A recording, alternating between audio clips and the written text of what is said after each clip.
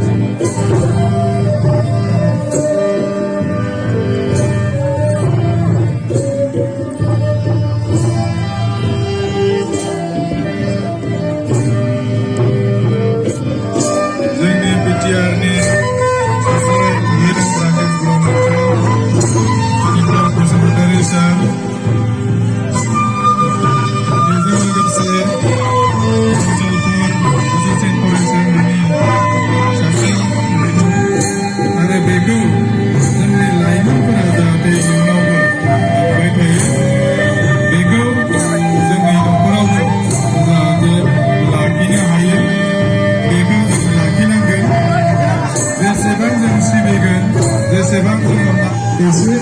थाब बारलांनो थाखाय खावलायबाय बांद्राय हाखु खरायालासिनोब्लाबो एसे थाबै जाहाथे बारलाङो बेनि थाखाय खावलायबाय गोलावथार दंबावो थाबै जों बारनांगोन आरो रंजाबावनांगोन बैसागुनि रंजानांगोन जय बरायबुलि